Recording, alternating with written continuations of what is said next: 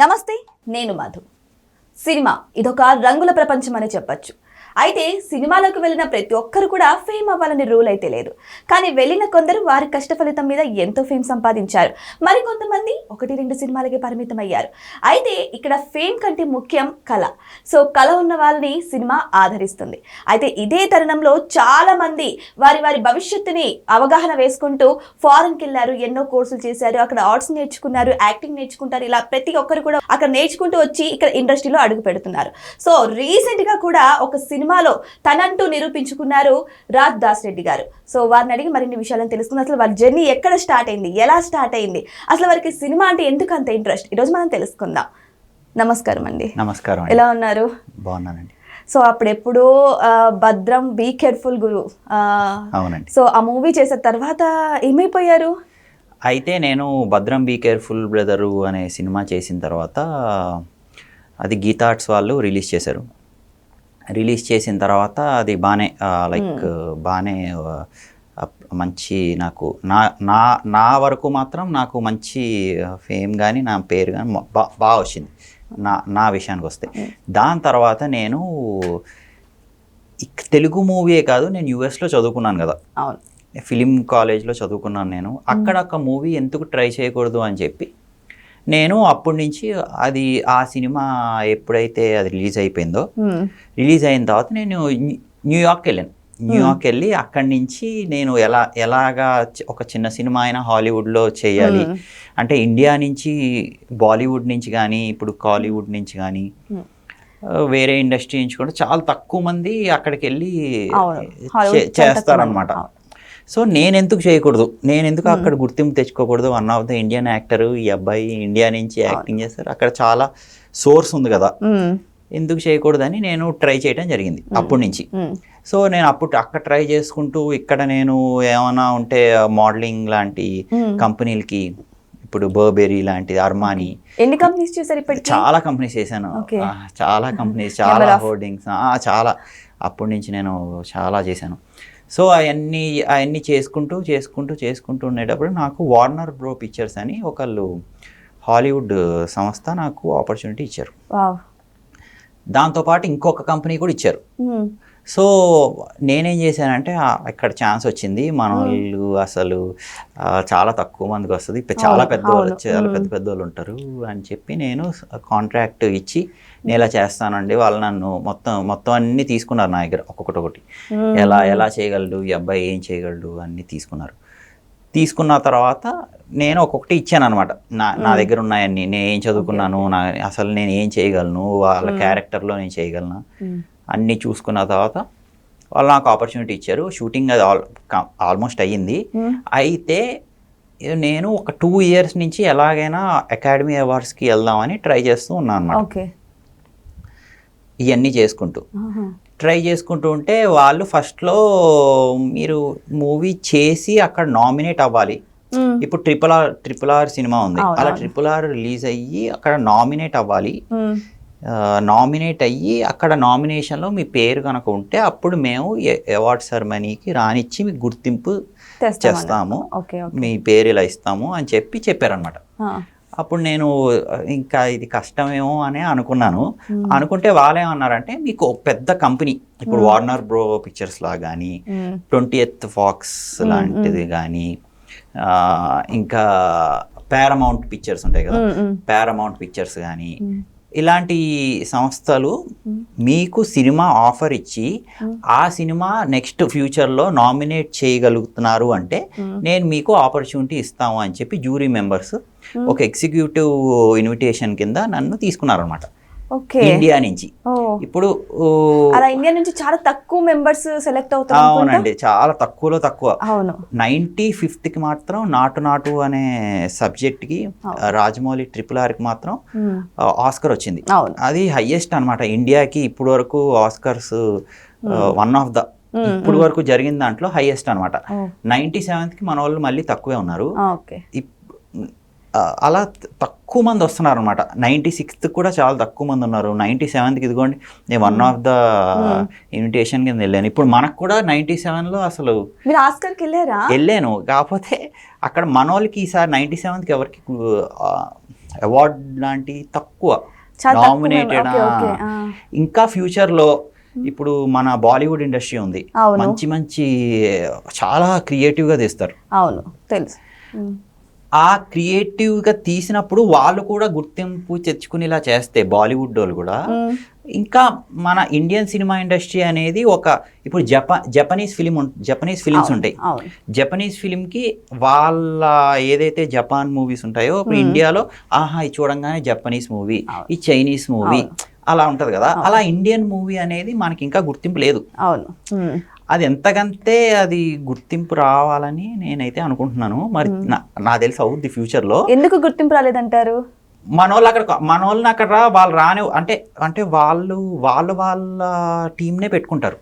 Indians అనేటప్పటికి Asian కంట్రీస్లోకి ఏషియాలోకి వచ్చేస్తుంది India అనేది, ఏషియన్ దాంట్లో. అప్పుడు వాళ్ళు ఏం చేస్తారంటే మేము యుఎస్ వాళ్ళనే పెట్టుకుంటాం. మాకు అక్కడ చదువుకున్న ఏఎఫ్ఐ అని ఒక కాలేజ్ ఉంటుంది, ఆ కాలేజ్లో అంటే తీసుకుంటాం. NYU అని ఉంటుంది, అక్కడ చదువుకున్న వాళ్ళనే మేము తీసుకుంటాం. అలాగా వాళ్ళ చదువుకున్న వాళ్ళని USC అని ఉంటుంది. అంటే వాళ్ళు చదువుకున్నప్పుడు వాళ్ళు అక్కడ ఎక్స్పెన్సెస్, వాళ్ళు అక్కడ అవైలబిలిటీ డేట్స్ వాళ్ళనే తీసుకుందాం అని అనుకుంటారు తప్ప ఒక ఇండియా ఎక్కడో ఉన్న ఏషియన్ కంట్రీ నుంచి అక్కడ హాలీవుడ్లో ఆపర్చునిటీ ఇద్దామని ఎవరు అనుకోరు అనమాట, అక్కడ చదువుకుని ఉంటే తప్ప. ఓకే, మరి మీకు ఆఫర్ వచ్చింది కదా? నేను అక్కడ చదువుకున్నాను కాబట్టి. ఓకే, ఇప్పుడు అక్కడ చదువుకున్న వాళ్ళు కూడా ట్రై చేయాలి.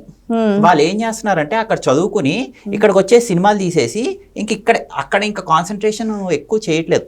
నా పర్సనల్ ఒపీనియన్. చాలా మంది ట్రై చేస్తూ ఉంటారండి. ఒక తెలుగు అమ్మాయి ఉంది కదా, అప్పుడు ఎప్పుడో ఒక యాడ్ చేసింది, చాలా లైట్ గా ఉంది, ఆయిల్ యాడ్ చేసి ఆ అమ్మాయి అక్కడ వరకు వెళ్ళారు, హాలీవుడ్ లో కూడా చేస్తుంటే చాలా తక్కువ మంది. బాలీవుడ్ లో కూడా చాలా, ఇప్పుడు దీపికా పడుకోన్ ఎలాంటి వాళ్ళు చేశారు, ప్రియాంక చోప్రా గారు బాగా చేస్తారు. తక్కువ మంది అనమాట, చాలా తక్కువ మంది చేస్తారు. సో అలాగా మెల్లగా మన ఇండియన్ సినిమా ఇండస్ట్రీ కూడా గుర్తింపు రావాలని నా ఉద్దేశం. RRR మాత్రం 95th నాటు మాత్రం 100% చాలా మంచి అప్లాజ్ వచ్చింది. కానీ ఒక తెలుగు అబ్బాయి ఎందుకొని మీరు ఆస్కార్ నామినేటెడ్ వరకు వెళ్ళారు అంటే నిజంగా గ్రేట్ అండి. నిజంగా తెలుగు ప్రజలందరూ గర్వించాల్సిన విషయం. మరి మీ ఫ్యూచర్ ప్లాన్ ఏంటంటే అదొక్క సినిమాతో ఆపేసేసారు అంటే హాలీవుడ్ లో సెటిల్ అవుదామనా, లేకపోతే మళ్ళీ టాలీవుడ్కి వద్దామనా, బాలీవుడ్కి వెళ్దామనా? అలాగేం కాదు, నేనేమనుకున్నానంటే అక్కడ ట్రై చేస్తూ ఇక్కడ కూడా ట్రై చేస్తూ ఉందాం అని అనుకున్నాను. మధ్యలో ఒక సినిమా స్టార్ట్ చేశాను. స్టార్ట్ చేసేటప్పటికి నాకు కరెక్ట్గా డేట్స్ అనేవి సెట్ అవ్వట్లేదు. అక్కడికి వెళ్ళేటప్పటికి అక్కడే ఉండిపోవాల్సి వస్తుంది, 4-5 months 3-4 months అలాగే ఉండిపోవాల్సి వస్తుంది. ఇక్కడేమో నేను ఎప్పుడైతే ఇక్కడ అవైలబిలిటీ లేనో వీళ్ళు ప్రొడ్యూసర్ కానీ, డైరెక్టర్ కానీ, మ్యూజిక్ డైరెక్టర్ కానీ, ఇప్పుడు క్యాస్ట్ అండ్ క్రూ కానీ సఫర్ అవ్వాలి 4-5 months. అలాగా నేను వీళ్ళకి మాట ఇవ్వట్లేదు అనమాట. సో అలా ఇప్పుడు కొంచెం ఒక లైన్లో ఫామ్లోకి వచ్చినట్టు అనిపిస్తుంది. ట్రై చేస్తాను. 2 projects అయితే తెలుగులో చేస్తున్నాను. ఇప్పుడు తెలుగులో షూటింగ్ అయిపోయింది ఆల్మోస్ట్, అలా మధ్యలో ఉంది ఒకటేమో స్టార్ట్ అయ్యే స్టేజ్లో ఉంది. సో ఇది అయితే తెలుగు ఉంది. బాలీవుడ్లోంచి కూడా నాకు ఒక ఆఫర్ వచ్చింది, చాలా మంచి ఆఫర్. షారుఖ్ ఖాన్ గారి టీం ఉంటుంది, రెడ్ చిల్లీస్ ఎంటర్టైన్మెంట్స్ అని ఒకటి ఉంటుంది. ఆ టీం వాళ్ళు కూడా నన్ను అడుగుతున్నారు అనమాట, రెడ్ చిల్లీస్ ఎంటర్టైన్మెంట్స్ అని అదొకటి. ఇంకొక బ్యానర్ కూడా నాకు మెయిల్ చేశారు. వాళ్ళు తెలుసుకుంటారు కదా, ఇలాగ ఆస్కార్ వరకు వెళ్ళారు ఈ అబ్బాయి ఇన్విటేషన్ మీద, ఎట్లాగా అంటే బాలీవుడ్ వాళ్ళకి కూడా అక్కడ ఎలాగైనా నామినేట్ చేసుకోవాలని చాలా ఉంటుందండి. ఎలాగైనా కనీసం నామినేషన్ వరకు అయినా వెళ్ళాలి, ఒక పిక్చర్ అక్కడ వరకు తీసుకెళ్ళాలి. ఎందుకంటే ఒక చిన్న నామినేషన్కి 5 నామినేటెడ్ ఉంటాయి, 5 to 6 ఉంటాయేమో నాకు తెలిసి. ఆ 5-6కి కొన్ని thousands of movies వస్తాయి. మీకు అర్థమవుతుంది? ఏదైతే ఒక్క చిన్న షార్ట్ ఫిలిం, ఇప్పుడు షార్ట్ ఫిలిం కేటగిరీ ఉందండి, షార్ట్ ఫిలిం కేటగిరీలో 6-7 నామినేటెడ్ ఉంటాయి. అందులోంచి ఒకటి బెస్ట్ సెలెక్ట్ చేయమని వాళ్ళు అనుకుంటారు. ఆ నామినేషన్ 5-6 నామినేషన్కి రావడానికే కొన్ని thousands of movies పడతాయి. అది అక్కడ ఆ నామినేటెడ్ మూవీస్లో మళ్ళీ ఫస్ట్ నామినేటెడ్ మూవీస్ వాళ్ళకి ఎంట్రన్స్ ఇస్తారు వాళ్ళకి అక్కడికి. సూపర్. అంత అలా ఉంటుంది అనమాట. మీరు చిన్నప్పటి నుంచి ఫారెన్ లోనే చదువుకున్నారా? నేను ఎస్. కానీ తెలుగు చాలా చక్కగా మాట్లాడుతున్నారండి. సో డైలాగ్ డెలివరీ కూడా అలాగే ఉంటుంది అనుకుంటున్నాను నేనైతే. చాలా బాగుంటుంది. మీరు అసలు యాక్చువల్లీ గీతా ఆర్ట్స్ లో అప్పుడు చేశారు కదా, అవునండి. కానీ అదొక మంచి గుర్తింపు పొందిన సంస్థ అని మీకు తెలుసు కదా. అప్పుడే మీరు కొంచెం ట్రైన్ అయినా ఇంకొక కొన్ని మూవీస్ సెలెక్ట్ చేసుకున్నా ఇప్పటికల్లా మీ ఫేమ్ మారిపోయేదేమో. లేదు, అంతే. అది కూడా అలా కూడా చేయొచ్చు అని అనుకున్నాను. దాంతోపాటు యూఎస్లో కూడా ట్రై చేయొచ్చు. ఇప్పుడు వెళ్ళినా వాళ్ళు నాకు ఇస్తారు ఆపర్చునిటీ. ఇప్పుడు వెళ్ళినా వాళ్ళు ఇస్తారు. ఇప్పుడు పెద్ద సంస్థ వాళ్ళు వేరే వాళ్ళు ఉన్నారు కదా, నేను ఆల్రెడీ చేశాను కదా ఒకటి. మారుతి గారు ఆయన ఇస్తారు. ఇప్పుడు రాజమౌళి గారు ఫాదర్ ఉన్నారు, విజయేంద్ర ప్రసాద్ గారు, వాళ్ళు ఇవ్వగలుగుతారు. అలా పెద్ద సంస్థలు నాకు ఇస్తాయి. ఎప్పుడైతే నేను ఆస్కర్ వరకు వెళ్ళానో వాళ్ళకు కూడా last end of the day ambition ఏముంటుంది, ఒక ఆస్కర్ వరకు నామినేట్ అయినా చేయించుకోవాలి అని ట్రై చేస్తూ ఉంటారు. బాలీవుడ్ వాళ్ళు కానీ, తమిళ్ ఫిలిం ఇండస్ట్రీ కానీ, మలయాళం కానీ, వీళ్ళందరూ. అంటే హాలీవుడ్ రేంజ్ లో మీరు జస్ట్ సెలెక్ట్ అయ్యారు, ఏదైనా చేశారా? చేశాను. ఏది చేశారు? వార్నర్ బ్రో పిక్చర్స్ అని ఒక పెద్ద సంస్థతో ఒక మూవీ చేశాను. ఏ మూవీ అంటే ఇంకా రిలీజ్ అవ్వలేదు. అది రిలీజ్ అవుతే నాకు మంచి స్థాయిలో గుర్తింపు వచ్చేస్తుంది అనమాట. ఇప్పుడు ఐశ్వర్య రాయ్ గారు ఒక సినిమా చేశారు. అలా 2-3 దీపిక పడుకుని, ఇమ్రాన్ ఖాన్ గారు, ఇంకా 10 to 15 మెంబర్స్, ప్రియాంక చోప్రా గారు వెబ్ సిరీస్ చేశారు. అలాగా నేను ఆ కేటగిరీలోకి వెళ్ళిపోతాను అనమాట. అది రిలీజ్ అవ్వాలి. ఎప్పుడు రిలీజ్ అవుతుందండి? ఇంకా టైం పడుతుంది. ఇంకొక 1 year అయితే గ్యారంటీ పడుతుందండి. హాలీవుడ్లో తెలుగు వాళ్ళని చాలా తక్కువగా చూస్తాం మనం, అసలు కనిపించరు. అలాంటిది ఒక తెలుగు వారు హాలీవుడ్ వరకు వెళ్ళి నటించారు అంటే ఇట్స్ రియల్లీ గ్రేట్ అని చెప్పొచ్చు. బాలీవుడ్ వాళ్ళు కూడా చాలా ట్రై చేస్తారు. అవును, బాలీవుడ్ వాళ్ళకి ఓకే, కొంతమంది అన్న వాళ్ళ ముఖం అన్న కనిపిస్తుంది, లైక్ ప్రియాంక చోప్రా గారు, దీపికా పడుకునే గారు, వీళ్ళందరూ. కానీ టాలీవుడ్ నుంచే వెళ్ళడం అనేది ఇట్స్ నిజంగానే చాలా గ్రేట్ అని చెప్పొచ్చు అసలు. ఎందుకంటే పెద్ద పెద్ద వాళ్ళకి కూడా ఈ ఆఫర్ రాదు. అవునండి, అదే కరెక్ట్. అదే నేను ఇక్కడ ఏంటి అంటే, మీకు ఎలా వచ్చింది ఆఫర్? అంటే అక్కడ చదువుకున్నప్పుడు నా ఫ్రెండ్స్ ఉండేవారు అక్కడ నాతో. అంటే చిన్నప్పటి నుంచి మీకు ఫ్రెండ్స్ ఎలా ఉంటారు, అలా నాకు కూడా ఫ్రెండ్స్ ఉన్నారు కొంతమంది.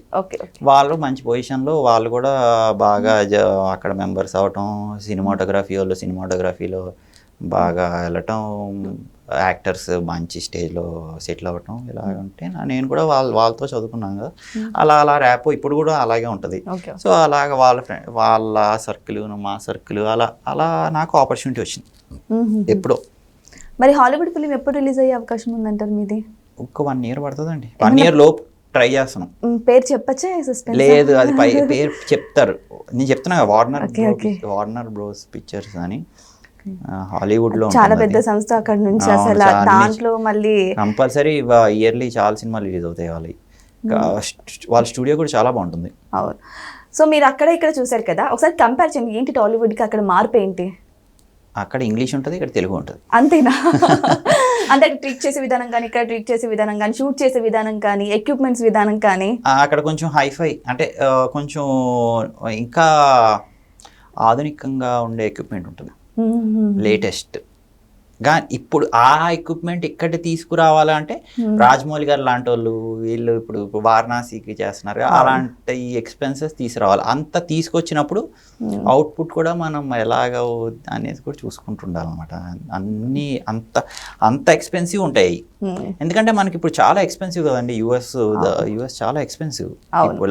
నేను వెళ్ళినప్పుడు కంపేర్ చేస్తే ఇంకా ఎక్స్పెన్సివ్. నేను వెళ్ళినప్పుడు కల్లా డబుల్ ఎక్స్పెన్సివ్ అయింది. ఓ మై గాడ్. 10 years బ్యాక్కి ఇప్పటికి డబుల్ ఎక్స్పెన్సివ్ ఉంది యుఎస్ అనేది. మరి ఎట్లా అంటారు మన వాళ్ళు? ఇప్పుడు వెళ్ళిన వాళ్ళు అసలు సస్టైనబిలిటీ అనేది చాలా కష్టం.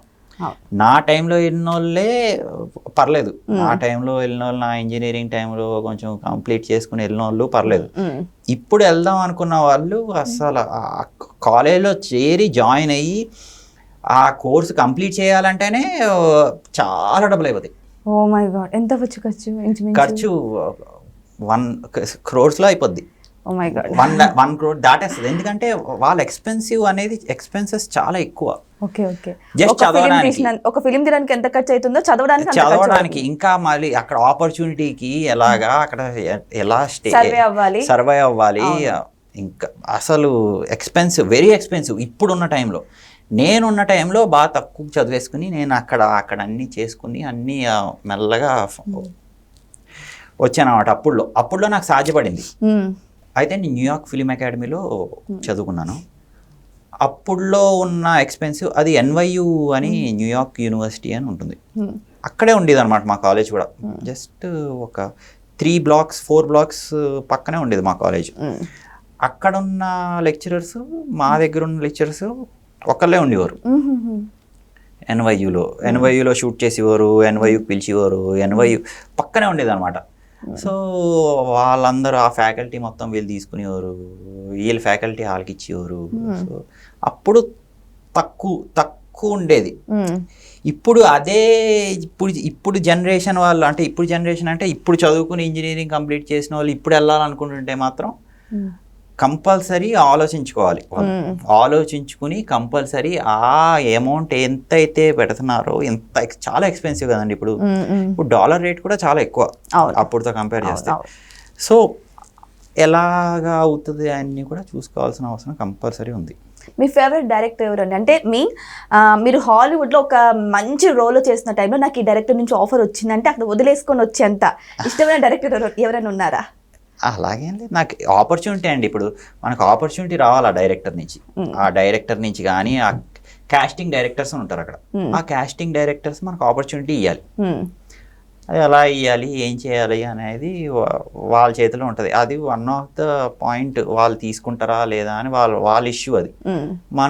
మనం అంతా చెప్పేయాలి, మన దగ్గర ఉన్నాయన్నీ ఎలా చేసుకుంటున్నాం అని చెప్తే వాళ్ళ దాంట్లో ఫిల్టర్ చేసి తీసుకుంటారా లేదా అని వాళ్ళ ఇష్టం. కొంతమంది కనిపిస్తుంది నాకు రాజమౌళి గారి డైరెక్షన్ లో చేయాలి అని, చాలా మంది టాలీవుడ్ హీరోస్ కనిపిస్తారు. ఎవరు ఇప్పుడు నాకనే కాదు, ఇప్పుడు పెద్ద డైరెక్టర్లు ఎవరు ఆపర్చునిటీ ఇచ్చినా నేను చేస్తాను. ఎందుకంటే నేను అక్కడే చదువుకున్నాను కదా. ఇప్పుడు ఈ పెద్ద డైరెక్టర్స్ కూడా ఎయిమ్ ఏముంటది, ఒక్కసారైనా నామినేట్ అవ్వాలి ఆస్కర్స్ లో అనేది ఎయిమ్ ఉంటది. ఇప్పుడు బాలీవుడ్ డైరెక్టర్స్ కానీ ఇప్పుడు వేరే సౌత్ ఇండియన్ వీటికి కానీ అక్కడికి వెళ్ళి చేయించుకోవాలని ఉంటుంది కదా. సో వాళ్ళకి ప్రాసెస్ ఎలా ఉంటుందో అంత క్లారిటీ ఉండదు అనమాట.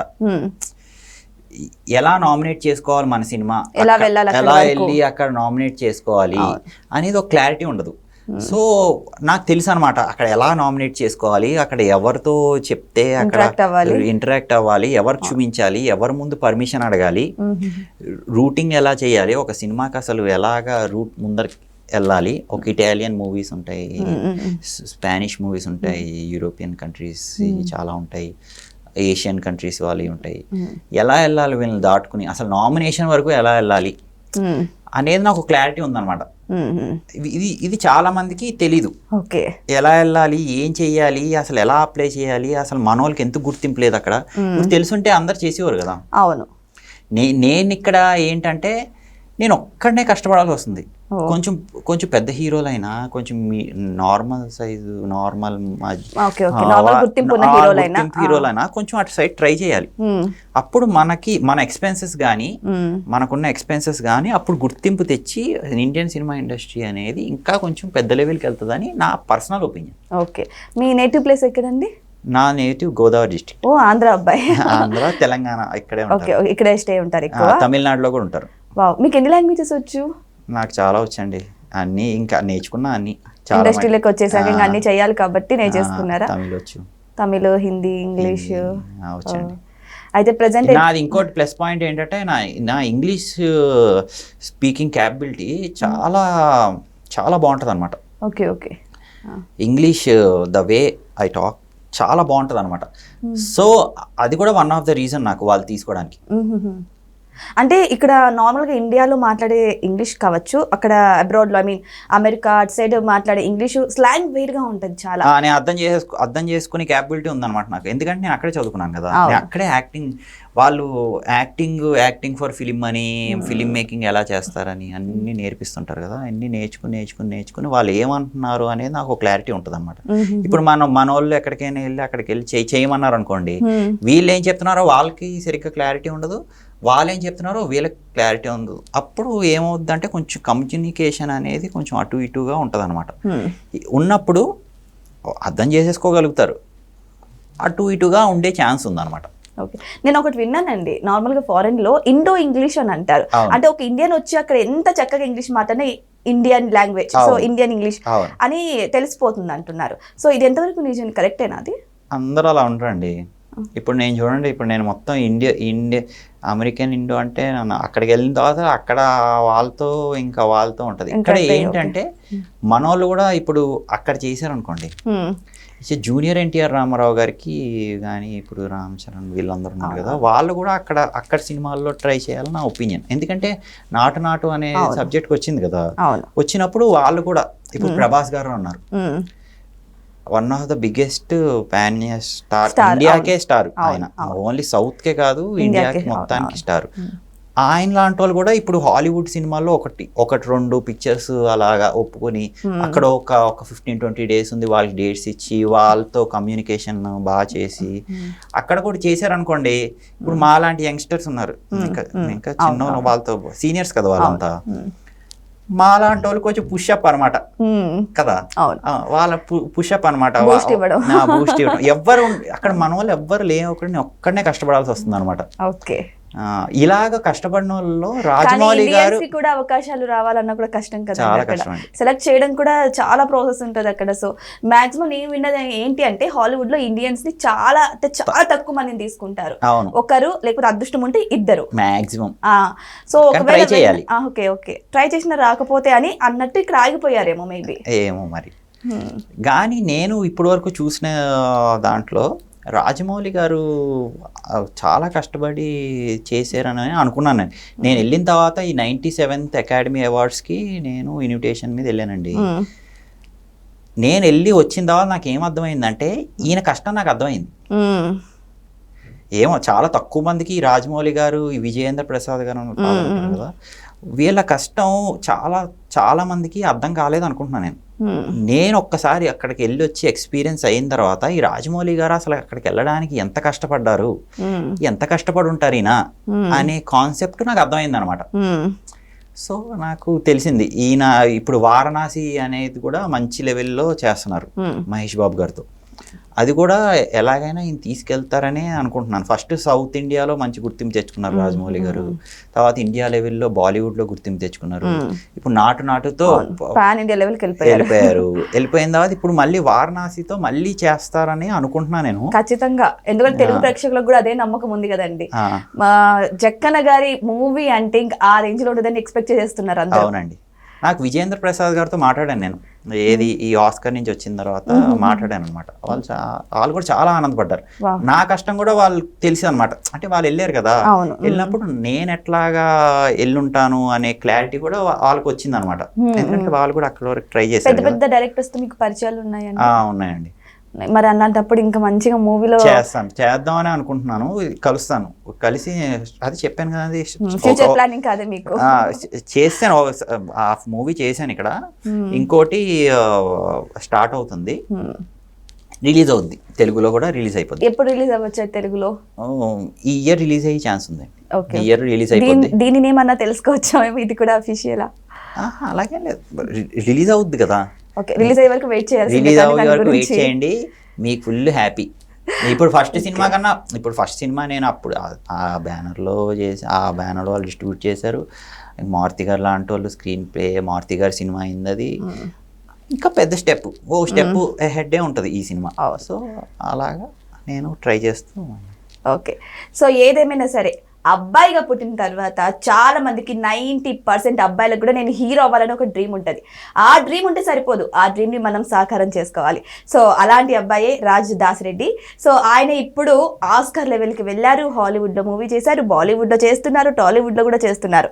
సో ఇటువంటి ఒక పట్టుదల ఉంటే మాత్రం ఎంతటికైనా సరే మనం వెళ్ళొచ్చు, ఒక హీరో అవ్వచ్చని నిరూపించారు. థ్యాంక్ యూ సో మచ్ అని మీ వాల్యుబుల్ టైం ఇచ్చినందుకు.